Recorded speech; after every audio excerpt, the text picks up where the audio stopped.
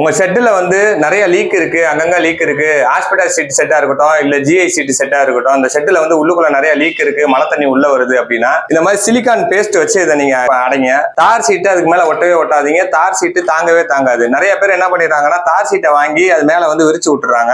அது டெம்பரவரியா ஒரு சொல்யூஷனா தான் இருக்குமே தவிர இது பெர்மனன்ட் சொல்யூஷன் கிடையாது. நீங்க பெர்மனண்டா அந்த லீக்கை வந்து அரெஸ்ட் பண்ணணும் அப்படின்னா எங்கெல்லாம் ஓட்ட இருக்குன்னு சொல்லி பார்த்துட்டு இந்த மாதிரி சிலிக்கான் பேஸ்ட் வாங்கி அப்ளை பண்ணுங்க. சிலிக்கான் பேஸ்ட் வாங்கும்போது நீங்க வந்து ரொம்ப கவனமா வாங்கணும். என்னன்னா வெதர் ப்ரூஃப், அதாவது எக்ஸ்டீரியருக்கு போடக்கூடிய சிலிக்கான் தான் வாங்கணும். நிறைய பேர் என்ன பண்ணிடுறாங்கன்னா இன்டீரியர் சிலிக்கான் வாங்கிடுவாங்க, அது உறிஞ்சிக்கிட்டு வந்துடும். ஹாஸ்பிட்டல் சீட் மேல வந்து நீங்க சிலிக்கான் அப்ளை பண்றீங்க அப்படின்னா அது நல்லா ஒரு எமர் ஷீட் வச்சுட்டு நீங்க லேசா அதை ரப் பண்ணிட்டு அதுக்கப்புறமேட்டு நீங்க வந்து சிலிக்கான் பேஸ்ட் வைங்க. இந்த மாதிரி ஜிஐ சீட்ல அடைக்கும் போது உங்களுக்கு அந்த பிரச்சனை இருக்காது. சிலிக்கான் பேஸ்ட் வாங்கினீங்கன்னா உள்ளுக்குள்ள ஒரு மூடி இருக்கும், அதை கத்தியை வச்சுட்டு கட் பண்ணிட்டு இந்த மாதிரி ஒரு கோன் மாதிரி கொடுப்பாங்க.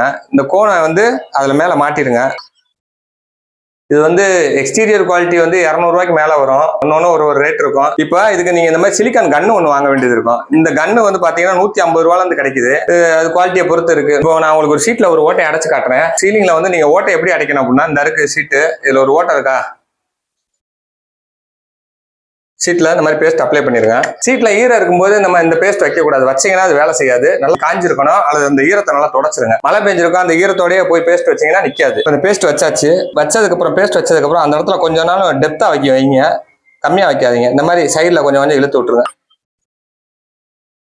இழுத்து விட்டுருங்க. அந்த இடத்துல கொஞ்சம் மேடாவே இருக்கட்டும். இது காஞ்சதுக்கு அப்புறம் பாத்தீங்கன்னா திரும்ப இது உரிச்சா வராது, ஓரளவுக்கு நல்லா ஸ்ட்ராங்கா இருக்கும். உங்களுக்கு வந்து இந்த ஓட்ட வழியில தண்ணி வராது, எவ்வளவு வருஷம்னாலும் இது கிடக்கும். நீங்க வந்து தார் சீட்டு போடுறதுனால கண்டிப்பா அது ஒரு பெர்மனன்ட் சொல்யூஷன் கிடையாது. தார் சீட்டு ஒட்டவே ஒட்டாதீங்க, அது பிரயோஜனமே கிடையாது. தார் சீட்டு ஒட்டினீங்கன்னா என்னென்ன பிரச்சனை வரும் அப்படின்னா தார் சீட்டு திரும்ப உறிஞ்சிடும். தார் வந்து வெயில் நேரத்துல மெல்ட் ஆகி அது மேல செட் ஆகி நின்றுக்கிறோம். திரும்ப மழை பெய்யும் போது ஈரத்துல அது வந்து அப்படியே சுருங்கிடும். அப்ப அந்த தார் சீட்டு ஒட்டுறதுனால திரும்ப மழை பெய்யும் போது உள்ளுக்குள்ள லீக் வந்துகிட்டே தான் இருக்கும். தார் சீட்டுன்றது ஒரு பெர்மனன்ட் சொல்யூஷன் கிடையவே கிடையாது. இந்த மாதிரி சிலிக்கான் பேஸ்ட் வச்சு நீங்க இதை அடைச்சிருங்க.